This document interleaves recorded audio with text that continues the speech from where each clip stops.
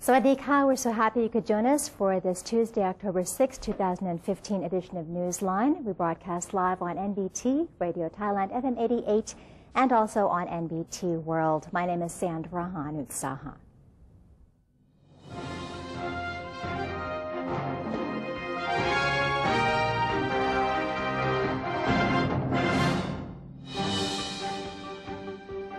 Welcome to today's segment of Thailand Moves Forward. In our first story for you, Prime Minister General Prayut Chan-o-cha has expressed concern over the difficulties farmers are facing as the dry season approaches.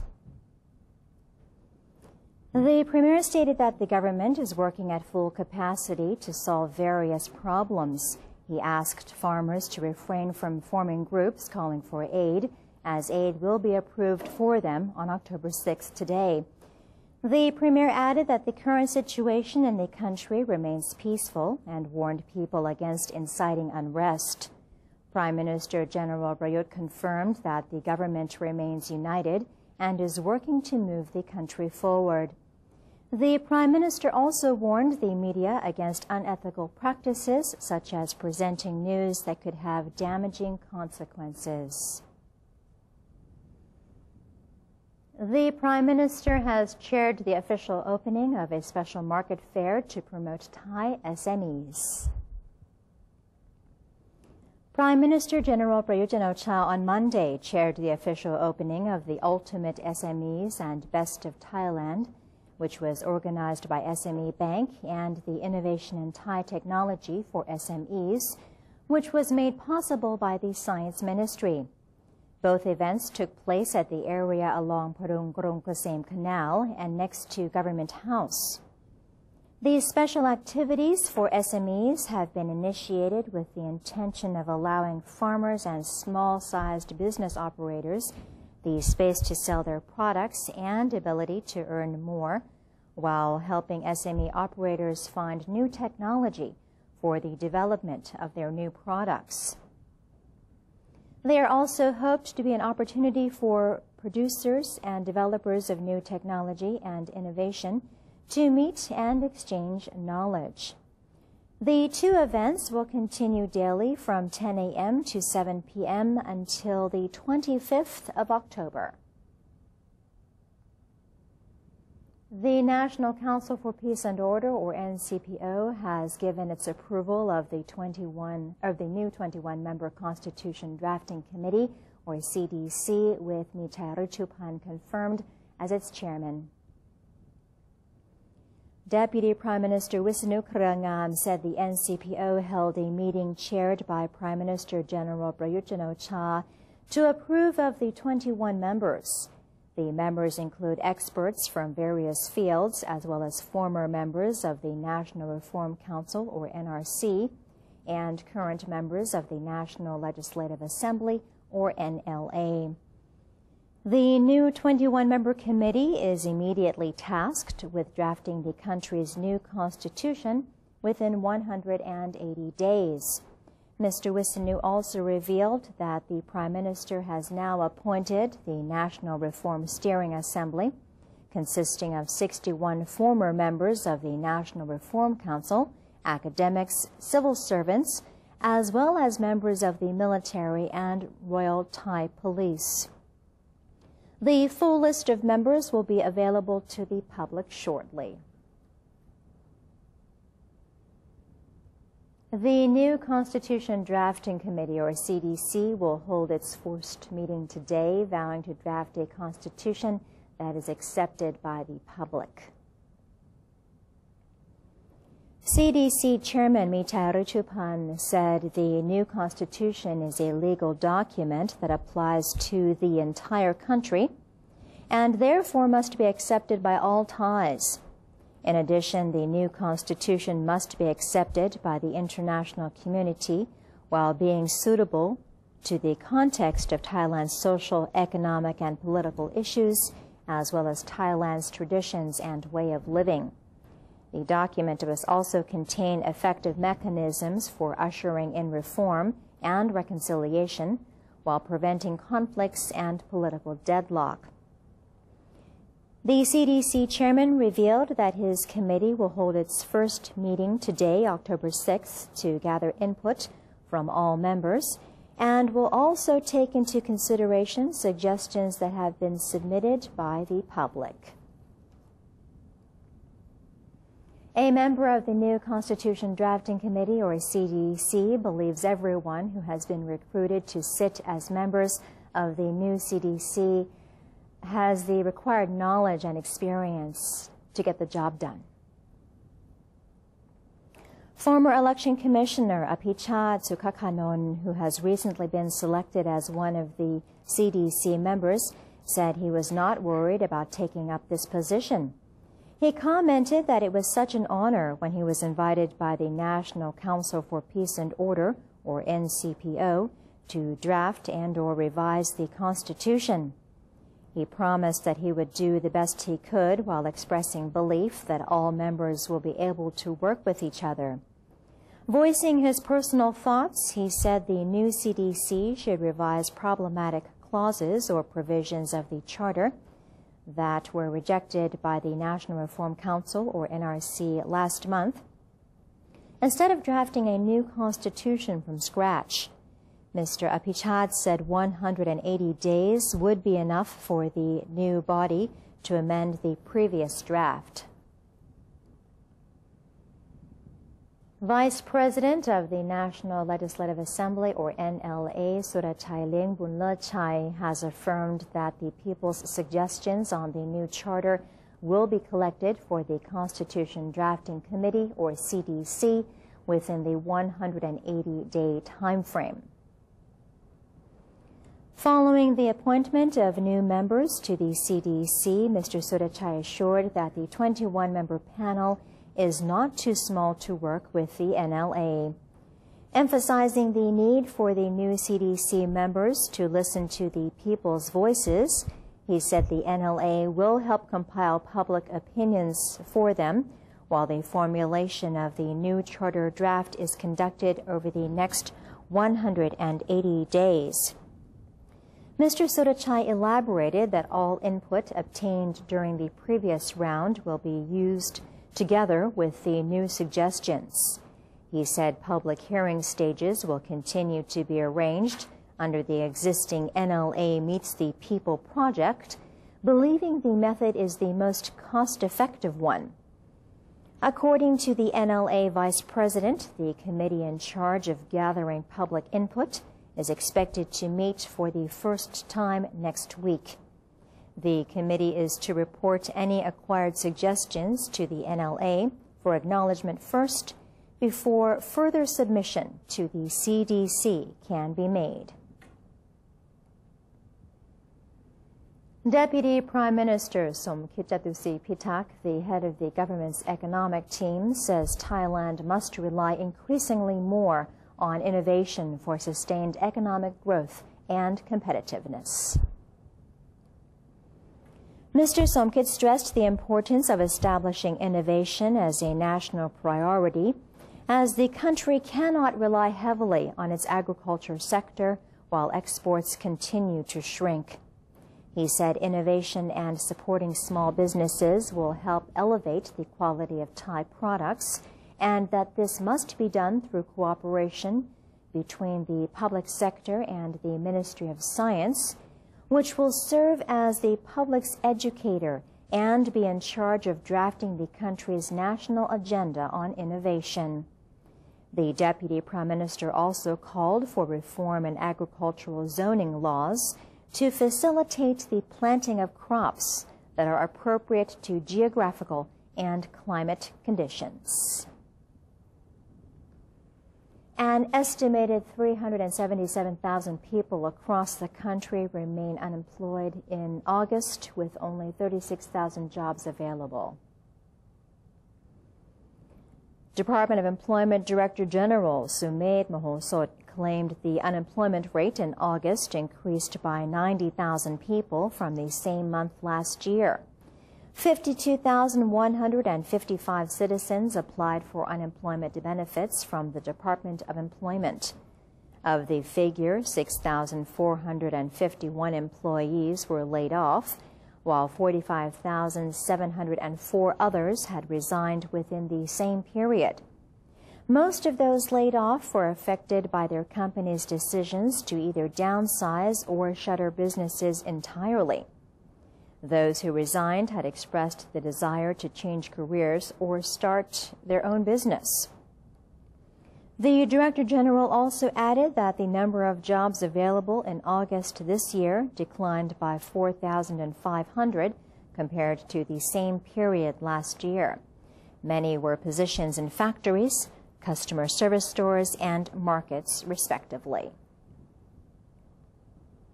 Krabi's power plant project, initiated by the Electricity Generating Authority of Thailand, or EGAT, which strictly adheres to environmental law and addresses the concerns of local communities, has developed into a tourist attraction.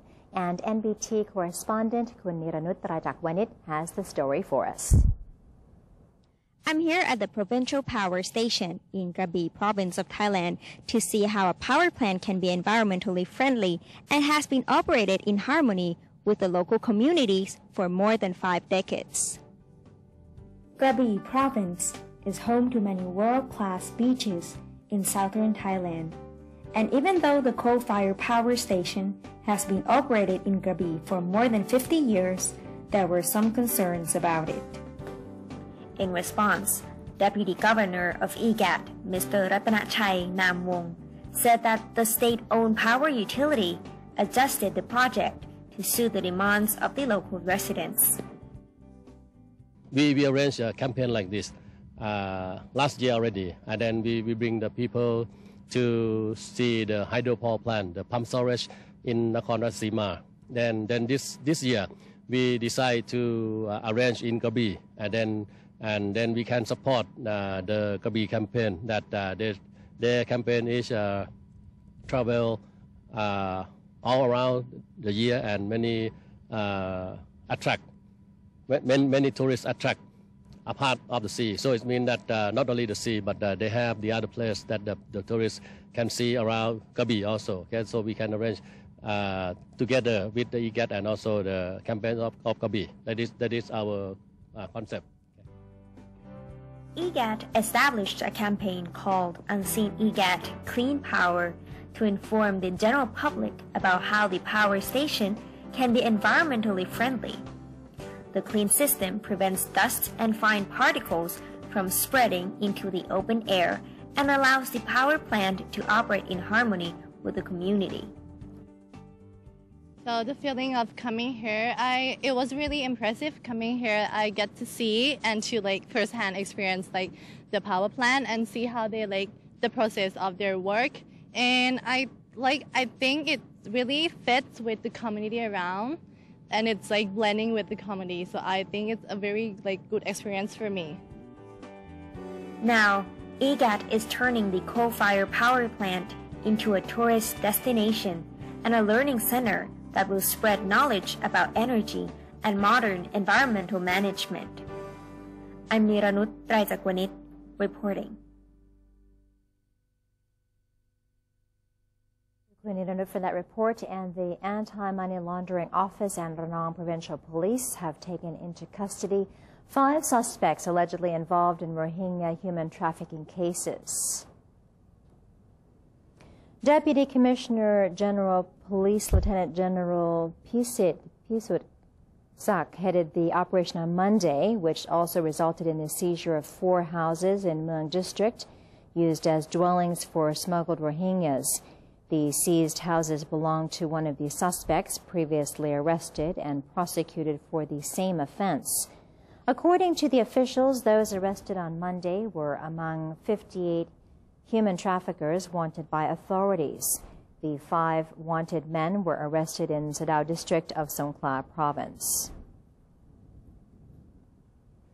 And that is the end of today's edition of Thailand Moves Forward. It's time for a quick break now, but here's a look at the exchange rates and the commodity prices first.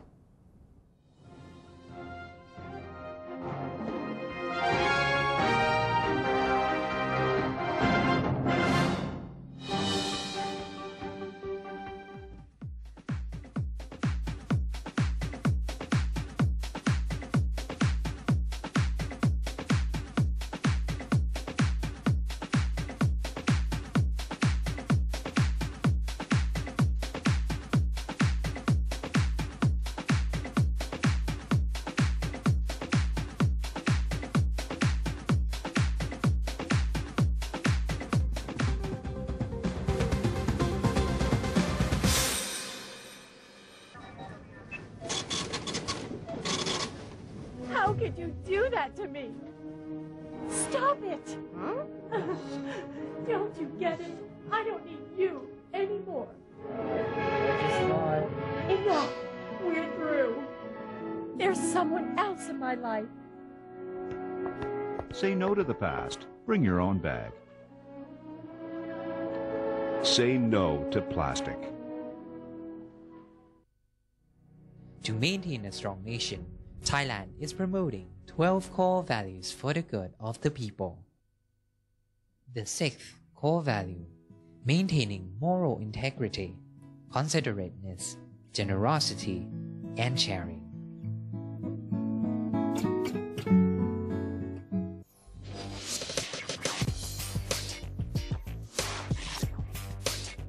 Multiple perspectives, insightful commentary on Thailand with The Insider every Sunday morning at 10:30 on NBT and NBT World.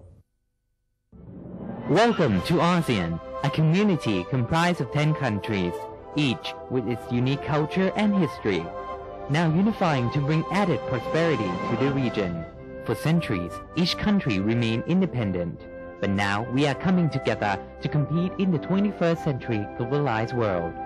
ASEAN is bringing together more than 600 million citizens and a total land area of 4.4 million square kilometers, and is providing economic opportunities, trade, travel, and new educational possibilities. The combined GDP of all 10 ASEAN countries comes to a total of $2.4 trillion, which means the ASEAN entity ranks amongst the world's major economic powers. The future is here. Welcome to ASEAN, the community of opportunities. The Southeast Asia region is now becoming one.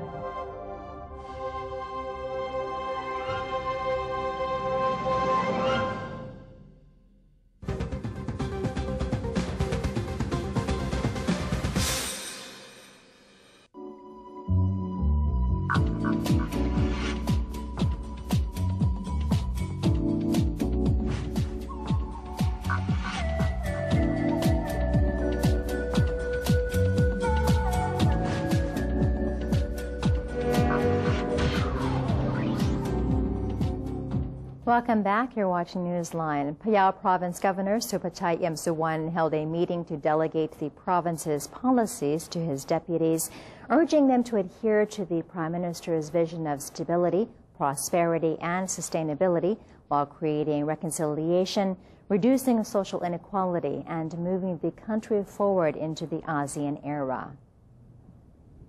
The governor said the province's primary agendas include building a stable local economy in accordance with the sufficiency economy philosophy by empowering local products and businesses to create self-sufficiency. Mr. Supachai said he will also swiftly implement economic stimulus measures funded by the government's 5 million baht per district assistance program while ensuring transparency throughout the process.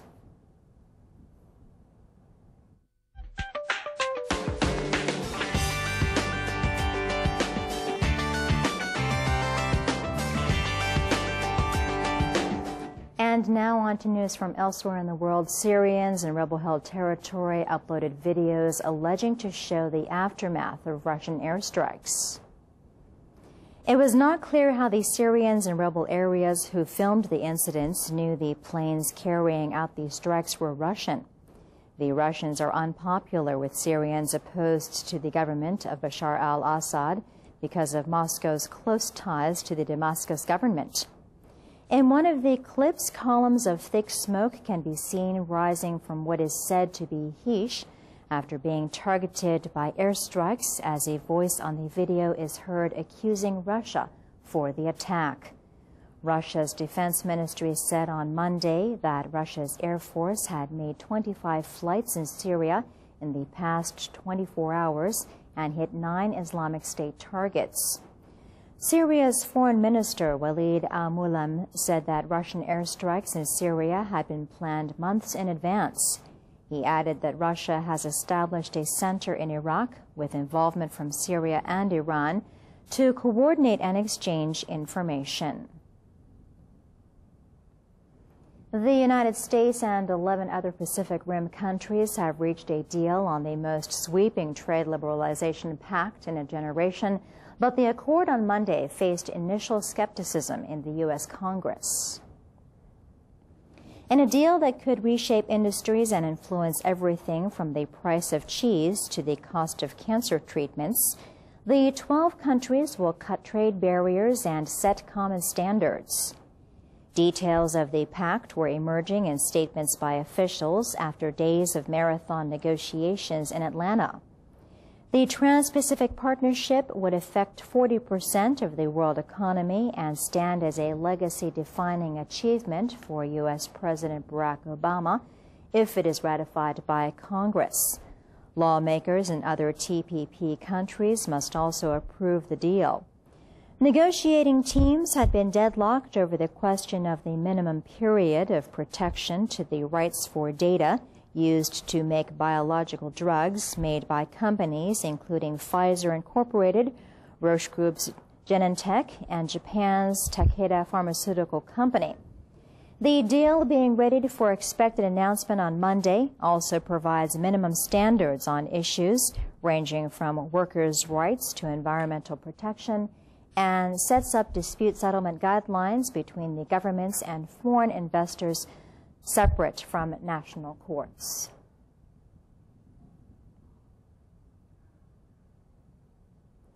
London's famous Savile Row has transformed into a green pasture complete with dozens of sheep for the launch of the UK's National Wool Week. The street was covered in turf and closed to traffic while Beaumont Merino and Exmoor horn sheep grazed along it. The aim was to publicize the UK's National Wool Week, which is backed by His Royal Highness the Prince of Wales and is now in its 6th year. For a decade, the British wool industry was shrinking, but thanks in part to the campaign, wool farmers are now enjoying renewed success, according to event organizers. Another message from the event was that woolen garments are sustainable and biodegradable, and according to organizers, can last for decades. British Wool Week runs until the 11th of October.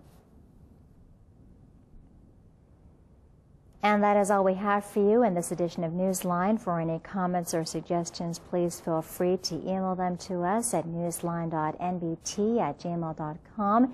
Do follow us on Facebook by simply typing in NNT, and have a look at our website at thainews.prd.go.th/en.